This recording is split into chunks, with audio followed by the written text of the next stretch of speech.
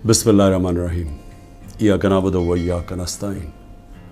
मेरे पाकिस्तानियों, क्योंकि मैं सारा वक्त तैयार होता हूँ कि किसी वक्त भी ये मुझे किसी चीज़ पे भी जेल में डाल देंगे, तो मैं चाहता हूँ कि जेल में जाने से पहले जिन चीज़ों पे ये मुझे जेल में डालने की कोशिश कर रहे हैं वो मैं आपके सामने पहले ही ले आऊँ।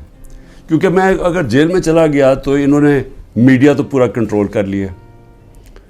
जो बड़े बड़े लोग थे जो मीडिया की आज़ादी के जिहादी बने हुए थे, वो आज चुप करके बैठे हुए हैं और आराम से एक सरकारी मीडिया बन चुके हैं सारी प्राइवेट चैनल्स। तो मुझे किसी ने सुना नहीं है। एक दफ़ा मैं अंदर चला गया जेल में, तो लिहाजा ज़रूरी ये है कि मैं आपके सामने पहले ही चीज़ें रख दूँ। जो ये कोशिशें हो रही हैं और बड़ी तेज़ी से कोशिश हो रही हैं कि ये जेल में चला जाए केयरटेकर गवर्नमेंट के आने से पहले।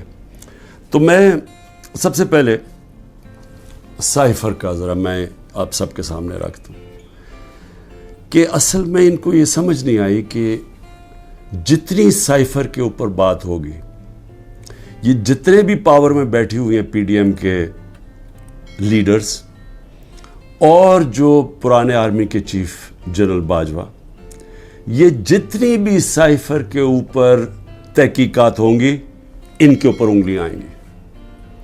मजलूम तो मैं था और मेरी गवर्नमेंट थी।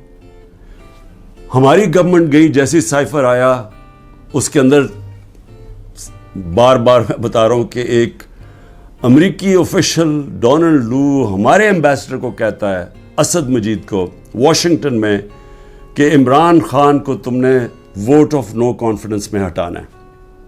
अगर ना हटाया तो पाकिस्तान के लिए मुश्किलात होंगी। और अभी वोट ऑफ नो कॉन्फिडेंस नहीं आई थी, ये गालिबन 6 मार्च था। अगले दिन वोट ऑफ नो कॉन्फिडेंस आ जाती है, टेबल हो जाती है असेंबली में। और उसके बाद फिर जो सारा वो कहते हैं ना, rest is history. Aahista Aahista क्या, बड़ी जल्दी हमारे लोग भी नाराज़ हो जाते हैं, बैक बेंचर्स भी कहते हैं हम छोड़ रहे हैं, हमारे जो इत्तेहादी है वो भी छोड़ना शुरू हो जाते हैं। तो वो साइफ़र किसके लिए पैगाम था? वो पैगाम उसी के पास था ना जिसके पास पावर थी, जिसके पास एजेंसीज थी, जो इन सब को भेड़ बकरियों की तरह उधर ले जा सकता था दूसरी तरफ और गवर्नमेंट करा सकता था। वो जनरल बाजवा था। कई सुपर किंग ने कि किसी ना किसी तरह दब जाए बस साइफ़र की, इसके ऊपर बात ही ना हो। मैं इसलिए कह रहा हूं कि ये बार बार साइफ़र को लेके आते हैं तो वो उंगलियां तो उधर ही जानी है सुपर किंग की तरफ, और उसने हर हरबा इस्तेमाल किया। हमारा जब सुप्रीम कोर्ट में केस चला हुआ था, जब कासिम सूरी ने अडजर्न की असेंबली और ये कहा कि साइफ़र में वाज़ेह है कि मुदाखलत हुई है पाकिस्तान के अंदर, और मैं इसलिए अडजर्न कर रहा हूँ कि पहले इसके ऊपर तहकीकात हो, इंक्वायरी हो कि क्या ये साइफ़र, इसके पीछे क्या था। इंक्वायरी में तो पता चलना था कि साजिश हुई है या नहीं हुई। तो उसने जब वो लहराया और उसने एडजर्न की, तो उसके बाद सुप्रीम कोर्ट में चला गया केस। तो सुप्रीम कोर्ट में जो हमारा वकील था, अटॉर्नी जनरल, हम हैरान हो गए, उन्होंने साइफ़र पे बात ही नहीं की। असल इशू तो साइफ़र था, बाकी सारी बातें कर दी, साइफ़र पे बात नहीं हुई। आप समझ जाएं कि प्रेशर किधर से था। प्रेशर तो सुपर किंग के पास इतने ज़्यादा हथियार है प्रेशर्स डालने के लिए। तो वो जो केस हमारा था वो केस ही नहीं लड़ा गया। नईम बुखारी जो हमारे जो असद कैसर के वकील थे, उन्होंने कहा कि अटॉर्नी जनरल ने तो मेरा केस ही ख़त्म कर दिया, क्योंकि उन्होंने साइफ़र के ऊपर बात की।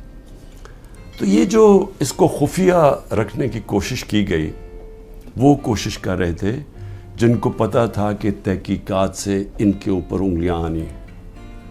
मैं कोशिश करता रहा कि इसके ऊपर इंक्वायरी हो। फिर चीफ जस्टिस साहब को मैंने लेटर लिखा, साइफ़र भेजा कि इसके ऊपर इंक्वायरी होनी चाहिए, नहीं हुई। तो अब ये जो इंक्वायरी करना चाहते हैं FIA, मैं सिर्फ सवाल ये पूछता हूँ कि पहले तो मुझे ये बताएं, मुझे बुला तो लिया आपने इंक्वायरी के लिए, लेकिन मुझे यही नहीं पता कि मेरे से किस चीज़ की इंक्वायरी करनी चाहते हैं आप, ताकि मैं तैयारी करके आऊँ। लेकिन मैं FIA को भी ये कहना चाहता हूँ कि ये आपके पे ग्रेड से ज़्यादा ऊपर बात है। آپ کے رانا ثناء اللہ جو انٹیریئر منسٹر ہے جو آپ کے اوپر ہے، وہ تو کہہ بیٹھا کہ عمران خان کو جیل میں ڈالنا ہے. وہ ابھی کوئی انکوائری کا مجھے بھی نہیں پتا. ابھی تو ہمیں 164 کا بیان بھی ہمارے سامنے نہیں آیا. ابھی تو نیوز آئٹمز آ رہی ہیں نا کہ جی اعظم خان نے یہ کہہ دیا. ہمارے سامنے تو ابھی کچھ نہیں آیا، کیونکہ میں نے اپنے وکیلوں سے پوچھا تو کسی کی وکیل کو بھی پتہ نہیں کہ وہ کون سا بیان ہے اعظم خان کا جو 164 پہ آتا ہے. یہ تو نیوز آئٹمز آ رہی ہیں. تو ابھی سے ہی وہ کہنا شروع ہو گیا ہے کہ جی اس نے جیل میں جانا ہے جو ایف آئی اے کا ہیڈ ہے. تو ایف آئی اے کی کیا حیثیت رہ گئی؟ تو ہمیں تو پتہ انہوں نے کیا کرنا ہے، لیکن قوم کو پتہ ہونا چاہیے کہ یہ اتنا بڑا ظلم ہوا اس ملک کے ساتھ، جو انہوں نے جو گورنمنٹ گرائی ہماری، جو میں نے آپ کو بتایا بھی کہ آئی ایم ایف کی صرف آپ رپورٹ پڑھ لیں کہ انہوں نے بتایا کہ انہوں نے یہ جو منی لانڈررز تھے اور این آر او والے یہ جو لیڈرز تھے، انہوں نے آ کے پاکستان سے 14 مہینے میں کیا اور عوام کو کتنی تکلیف ہوئی، کتنی تکلیف سے عوام گزر رہی ہے اور مزید اور آگے تکلیف آنے والی ہے.